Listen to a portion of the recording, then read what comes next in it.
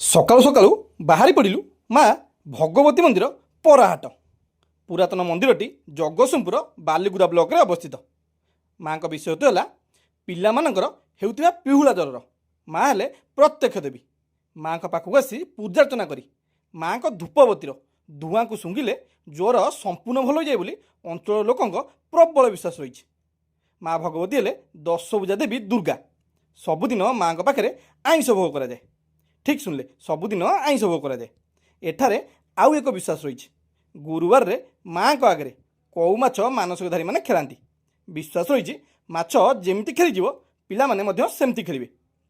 ମାଙ୍କ ପାଖରେ 16 ଅବତାର ପୂଜାରେ ରାତିରେ ଏଣ୍ଡୁରି ପିଠା ଓ କ୍ଷୀରି ଭୋଗ ଲଗାଯାଏ। ମନ୍ଦିରଟି ପାଖାପାଖି 100 ବର୍ଷ ତଳର ବିଶ୍ୱମ୍ବର ରାଜା ନିର୍ମାଣ କରିଥିଲେ, ଯିଏ ପାଖରେ ଥିବା କୁଣ୍ଡେଶ୍ୱର ଏବଂ ପଞ୍ଚୁପାଣ୍ଡବ ମନ୍ଦିରର ନିର୍ମାତା। ଫୁଲ୍ ଭିଡ଼ିଓ ସୂର୍ଯ୍ୟକାନ୍ତ ମନ୍ଦିର ଟ୍ରାଭେଲର ୟୁଟ୍ୟୁବରେ ଦେଖିପାରିବେ। ବାୟୋରେ ଲିଙ୍କ୍ ମଧ୍ୟ ଅଛି। ଯଦି ଭିଡ଼ିଓଟିକୁ ଇନଷ୍ଟାଗ୍ରାମ କିମ୍ବା ଫେସବୁକ୍ ଦେଖୁଛନ୍ତି, ଫଲୋ କରିଦେବେ। ୟୁଟ୍ୟୁବରେ ସବସ୍କ୍ରାଇବ୍ କଲେ ଏମିତି ମନ୍ଦିର ଭିଡ଼ିଓ ଆପଣଙ୍କ ପାଖରେ ପହଞ୍ଚିପାରିବ।